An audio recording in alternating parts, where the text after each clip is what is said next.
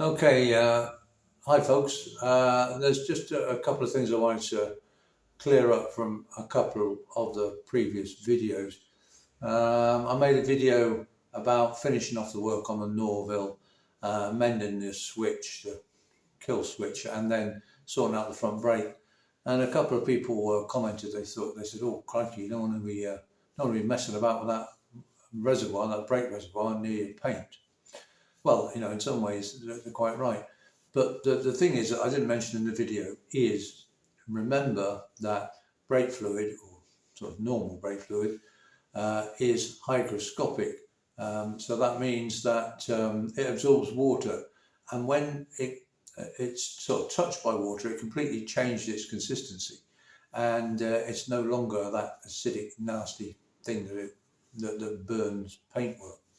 So whenever I bleed brakes or do anything to brake lines or whatever, I always have a lot of water and a damp cloth, and I always wipe everything and then sprinkle everything with water and wash any splashes of brake fluid away, which is what I'd done on the previous video, which is why there weren't any cloths. If you look at the early videos, you'll see that all the brake lines and that are covered with damp cloths. I didn't on the last one because I'd finished and I was just about to put the cap on the reservoir. But yeah, maybe it was a bit cavalier of me to have the top open, but I'd finished all the bleeding, and so I knew there was no brake fluid going to go anywhere. But that's the thing: if you ever bleed in the brakes, especially down by the brake caliper and that, when you've finished, just wash everything down with water and it'll be fine. If that brake fluid sits on paintwork for any length of time, then it will strip the paintwork. But if you wash it down, neutralise it, it's fine. So that's like .3, 4, and 5.1. I think they're all the same. And as I understand it, the dots, they increase in number. That's the boiling point. So if you're using them for racing, obviously you want to use a .4 or .5.1 because there's a higher boiling point, and obviously the brakes are getting red hot. And then you don't use .5. I think it's .5. That's a silicone brake fluid, which of course some people use because that will not strip paint or whatever.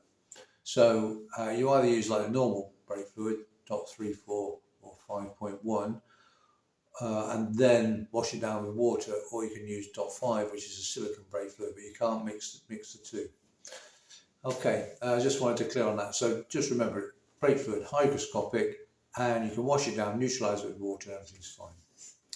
And the second thing was, I think, is it Colin Pierce, someone wrote in and said, Chris, that ratchet screwdriver that you were using to crimp the bullets, well, there is a little lever on it that allows you, when you're halfway through a crimp, you can release the ratchet, which I always thought there should be, but I didn't realise, and sure enough, there is a little lever, and I'll do a little video in a minute. And there's also, one thing I didn't mention, there's also a little setting on the side. And when you first get your crimping sort of pliers, what you do is you can make a few test crimps, and then you can adjust the pressure of the ratchet. There's a little gauge on the side. Again, I'll show you that. And so when you first buy them, you need to calibrate it, if you like, and set the pressure on the crimping pliers. But I'll make a second video of that and put it in about here. Okay, yeah, so here are the ratchet crimp, and you see this little tag down here. When we start ratcheting, if we click that, then sure enough, it will release the ratchet before it's reached the end. So thanks to Colin Pierce, I just never noticed that before. Okay, so that's a very handy little catch, because sometimes you get the bullet in the wrong place and then you can't move it. So that's good to know. Yeah. So and then right here is a little wheel which can be moved around by removing that screw, and that adjusts how the amount of pressure that is put on the ratchet. And when you first buy these, what I advise you to do is to do a few test crimps, and then you can either increase or decrease the power of the crimp by whichever by moving the wheel round and then locking it with that screw. And then when you've got it set, you shouldn't need to do that again. Okay, so I didn't mention before that little that's the little adjuster. I think it says increasing or increase the pressure or decrease the pressure on the power of the crimp. And then down here is indeed a little lever for releasing the ratchet, which is jolly good to know about. So there we go. So a couple of things. So I hope that sort of clarified things a bit. And yeah, so brake fluid's okay. The higher the number, the higher the boiling point. It is hygroscopic, so you can wash it down with water. Dot 5 is silicone brake fluid, which doesn't strip paint, but it can't be mixed with any other brake fluid.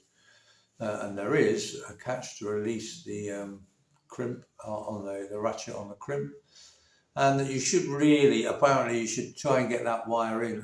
I'm sure you should try and get the wire in and crimp it all at once. But the trouble is, you can't see where the wire is in the bullet when it's in the crimp, and then I crimp it and the whole crimp is on like the sheath.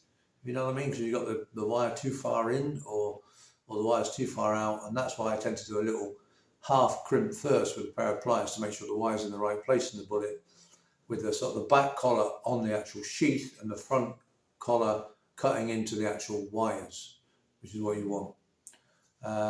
But I'm sure if you know what you're doing, do it properly. You put the bullet like in the crimp, just hold it there, introduce the strip wire to the right position, and then crimp. But that's if you know what you're doing. Okay, so I hope that's all cleared a couple of questions up for you. Thanks.